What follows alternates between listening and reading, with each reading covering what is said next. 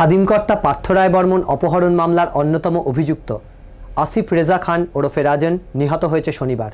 রবিবার রাতে গুজরাতের রাজকোট থেকে রাজনের মৃতদেহ এসে পৌঁছল বিমানবন্দরে। কফিনবন্দি মৃতদেহ নিয়ে পরিবার পরিজন ফিরে এলো বেনেপুকুরের মফিদুল ইসলাম লেনে। সেখানে তখন স্বজন হারানোর উত্তেজনা আর শোক। গোটা এলাকায় ছিল কঠোর পুলিশি নিরাপত্তা। লাইন দিয়ে মানুষ তখন ভিড় করেছেন মৃতদেহের সামনে, তবে ক্যামেরা নিয়ে প্রবেশ নিষেধ। লাইনে দাঁড়াতে হয়েছে 1 ঘন্টারও বেশি সময়, বোঝাতে হয়েছে বাড়ির মানুষজনকে। তারপর একমাত্র আমাদের মিলেছে ছাড়পত্র। ক্যামেরা নিয়ে ঢোকার পর রাজনের শোকাহত বাবা অনুমতি দিয়েছেন কফিন পর্যন্ত খোলার। ইনার নাম রাজন ভাই ছিল না, কোনো জীবনে নেই। ইনার নাম হচ্ছে আসিফ রেজা খান। এখানকার পুলিশ দিল্লি ধরেছিল। দিল্লি ধরবার পর ওনাকে নিয়ে আসলো, 15 দিন রেখেছে দিল্লিতে। রাখবার পর 15 দিন নিয়ে আসে এখানে কলকাতা থেকে ওরা মানে যে গুলি করেছে রাজকোট পুলিশ নিয়ে গেলে, এখান থেকে কোর্ট থেকে চেয়ে নিয়ে গেল। বললো কি আমরা নিয়ে যাচ্ছি, ইনকোয়ারি করে পুছতাছ করে আমরা আবার রিটার্ন করবো ওখানে কোর্ট থেকে এরকম বলে নিয়ে গেল। এখানে জাজ বললো কি হ্যাঁ ফ্রেশ বডি নিয়ে আসো, ফ্রেশ বডি আমাকে ফেরত দেবে। ওরা বলে ইয়াস বলে সাইন করে নিয়ে চলে গেল। ওরা যে 14 দিনে পিছিয়ে নিল, নেবার ওখানে রাজকোটে, তারপরেও 7 দিনের মধ্যে গুলি মেরে দিল। এই গলির মধ্যে মানে বহুত বড় সাজিশ আছে, চাল আছে। সত্যি ঘটনা বেরিয়ে যাবে বলে মেরেছে, নালে ওরা মারার দরকার ছিল না। ইন কন্ট্রাক্ট দেখিয়েছে, মেরেছে জেনে শুনে গিয়ে কাজে থেকে গলি মেরেছে। হয়তো 2 ফুট 3 ফুট মধ্যে থেকে গলি মেরেছে ওকে।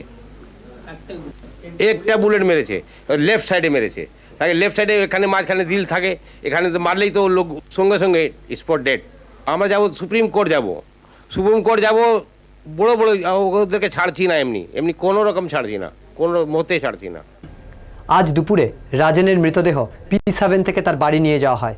সেখান থেকে তিলজলা কবরস্থানে তার দেহ সমাধিস্থ করা হয়। সন্ধ্যায় IGCID পার্থ ভট্টাচার্য খবর এখনকে এক একান্ত সাক্ষাৎকারে জানান, চোরের মায়ের তো গলা বড়ই হয়ে থাকে না।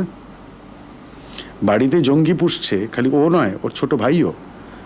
ওর ছোট ভাই আমির রাজা খান, সেও এই পার্থ রায় বর্মনের অ্যাবডাকশনে একটা বিরাট বড় ভূমিকা গ্রহণ করে। এবং আফতাব আনসারির সঙ্গে যে পিরিয়ডে পার্থ রায় বর্মন ক্যাপটিভিটিতে ছিলেন হাড়োয়ার পুকুরিয়াতে, তখন টেলিফোনের সমস্ত যোগাযোগ দুবাইয়ে আফতাব আনসারির সঙ্গে হতো আসিফের ভাই আমির রাজা খান আলায়াস মুত্তাকি তার সঙ্গে। এবং এই মুত্তাকিকে আসিফ অক্টোবর মাসে বম্বে পাঠিয়ে দেয় শহীদ আজমির কাছে, যে শহীদ আজমি ওখানে ওকে থাকার ব্যবস্থা করে দেয়, বিভিন্ন ধরনের অন্যান্য সুযোগ সুবিধা প্রোভাইড করে। এবং ওখান থেকে সম্ভবত নভেম্বরের প্রথম সপ্তাহে আফতাব আনসারির কাছে ওকে দুবাইতে পাঠিয়ে দেওয়া হয়। গুজরাটের রাজকোটের পুলিশও এখানে ওদের রিমান্ডের জন্য প্রেয়ার দেয়। আমাদের পুলিশ কাস্টাডি পিরিয়ড শেষ হওয়ার পরে রাজকোট পুলিশ ওকে এখান থেকে under a very heavy escort প্লেনে করে রাজকোটে নিয়ে যায়। তো ইতিমধ্যে পুলিশ রিমান্ড পিরিয়ডে থাকাকালীন রাজকোটে তো আমরা শুনলাম, আমাদের গুজরাট পুলিশ এবং আমার সঙ্গে নিজে কমিশনার পুলিশ রাজকোটের কথা হয়, এরকম একটা ঘটনা ঘটে গেছে, যার মূল বক্তব্য ওকে একটা জায়গায় নিয়ে যাওয়া হয়েছিল কতগুলো স্টেটমেন্ট ভেরিফিকেশনের জন্য, এবং সেখানে ও নাকি অসুস্থ হয়ে পড়ে। তখন ওর হ্যান্ডকাফ খুলে দেওয়া হয়। সেই প্রিটেক্সটে ও একজন গার্ড কনস্টেবলের কাছ থেকে সম্ভবত, ডিটেলস জানি না, একটা AK-47 ছিনিয়ে নেবার চেষ্টা করে। তখন একজন পুলিশ অফিসার তাকে গুলি করতে বাধ্য হয় এবং তাতে সে মারা যায়। অধীর রায় ও প্রশান্ত দের রিপোর্ট, খবর এখন।